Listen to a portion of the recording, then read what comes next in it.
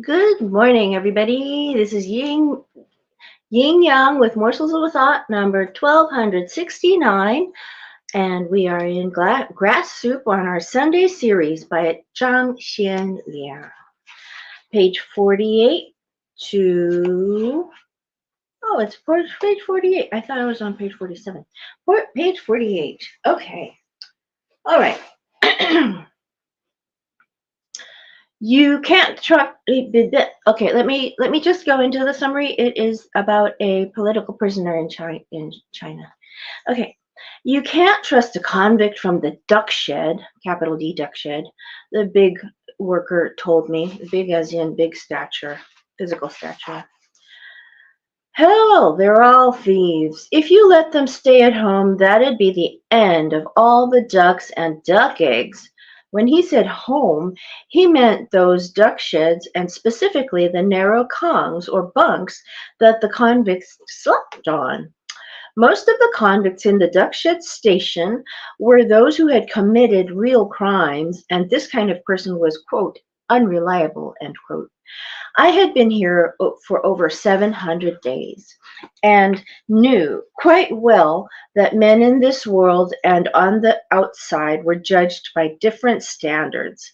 In the outside world, the most unreliable men, namely political convicts, were the ones who were considered most dependable here in the camps.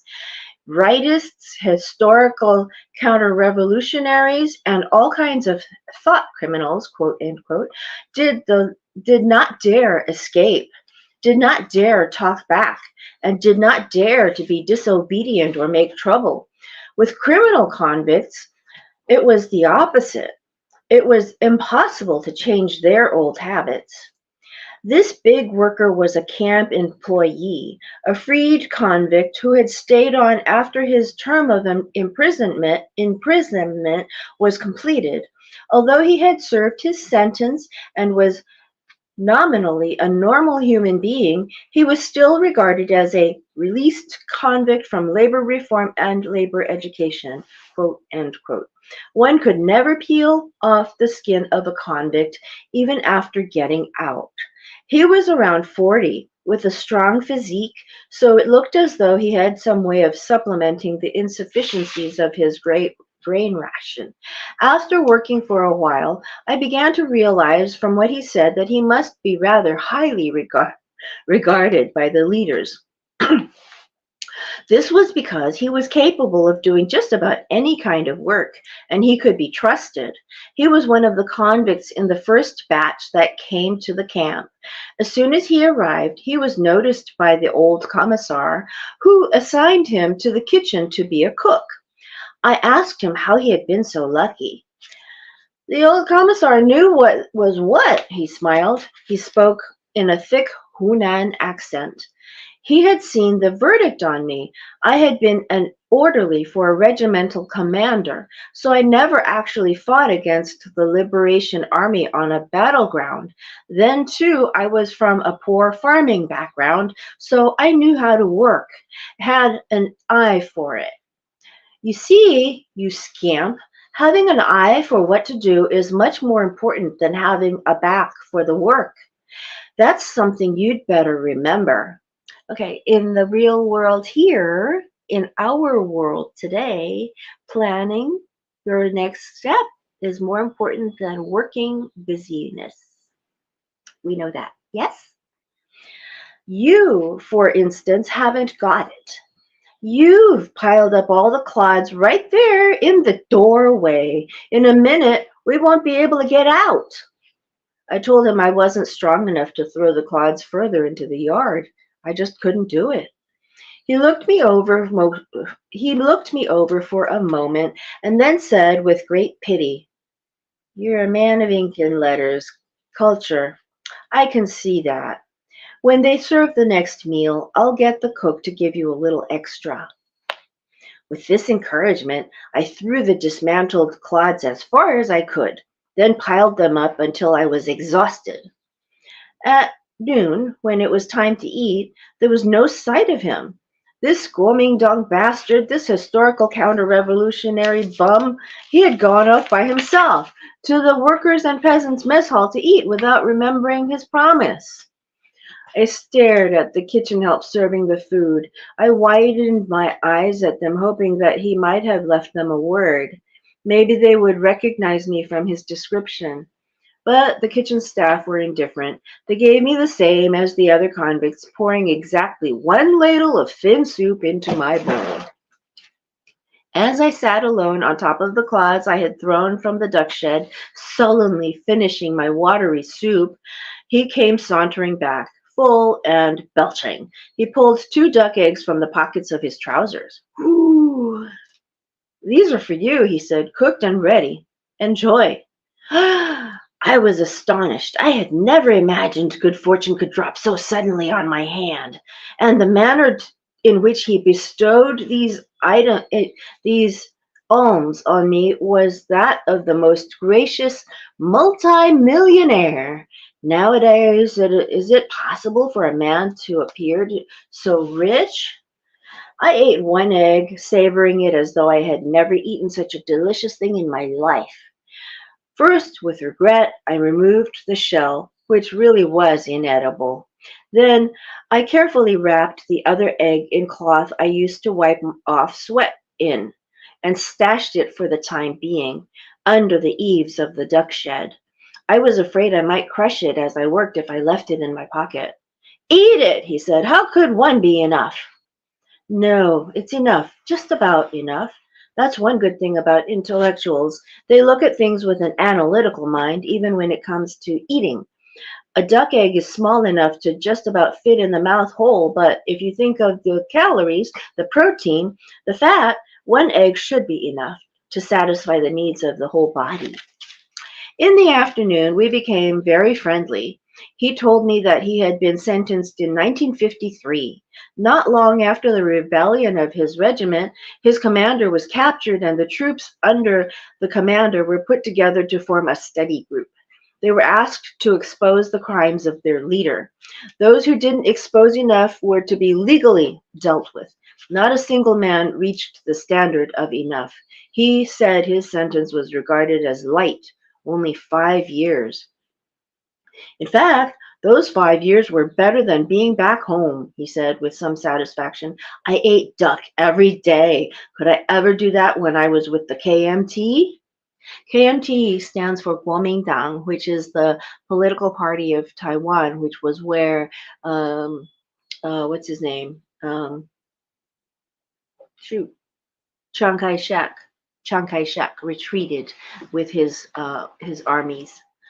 Anyway, do you still eat duck now? There was considerable envy in my voice.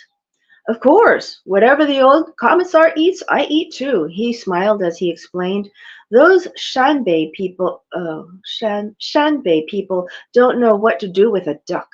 They boil it in plain old water and eat it, and call it duck. Ridiculous. We Hunanese really know how to cook it. Soy sauced duck, salty water duck, steamed duck, phoenix duck. I can even make pressed duck. The old commissar only likes to eat duck cooked by me. The old commissar is eating duck now too?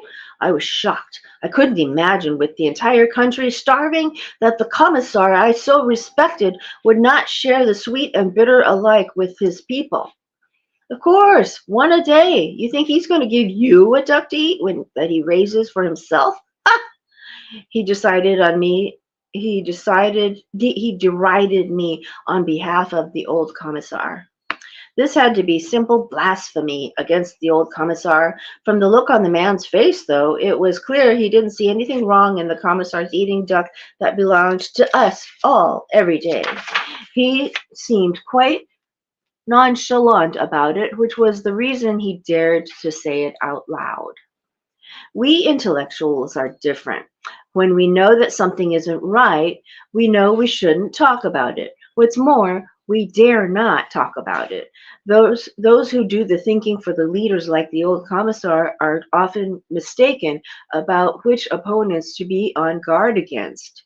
The ones they should worry about are those who have no concept of ethics, not intellectuals who are only too clear about which things can be said and which can't. Despite this, the old commissar warned us intellectuals more than anyone. He practically beat our arses, A-R-S-E-S, off about it every day. But in fact, intellectuals know exactly what can be broadcast and what must be deeply concealed. Take me, for example. If I had known that the old commissar was eating the people's ducks every day, I would have guarded the secret more closely than the old commissar himself. By chance, I had now learned that the old commissar was eating duck, but I continued writing the article about him just the same. His image had been somewhat diminished in my mind. Nevertheless, I put special emphasis on the old man's honesty in performing his public duties. Chinese intellectuals have always considered it taboo to say anything bad about respected elders and relatives. This tradition fits in neatly with the call by the leaders for literature to praise new men, and capitalized, and praise revolutionary leaders, quote, end quote. It allows writers to feel that they are maintaining a sense of propriety. The sense the system of censorship that we have here is completely unnecessary. Writers already have a very strict self-censorship bureau inside their heads. That evening, I lay on my stomach on my bedding, praising the old commissar in Shine On Crimson Rays, and at the same time secretly eating the duck egg that had slipped between his fingers. All in all, it had been a pretty good day. I had not met any local people on the road and had not been able to buy a potato, but instead I had been given something that contains who knows how many times the protein of a potato. I also felt that the article was going smoothly. The title may have been rather vulgar, but it was fashionable for literary titles to be in that style. Compared to other articles that were swelling the magazines right now, such as Make haste to get in the autumn crop, quote, end quote, onward to the planting, exclamation point. An abundant harvest depends on the summer and fall, quote, end quote. The party secretary stays with his troop to do the spring planting, quote, end quote. You are our model, quote, end quote. Nursemaid pig, quote, end quote, etc. Shine On Crimson Rays at least had some poetry to it. Okay, so this is that entry, which was, let me get that entry back out here for us. That entry said, the 13th of July, dismantled Kang in duck shed, finished Shine On Crimson Rays. That was all he wrote in his diary.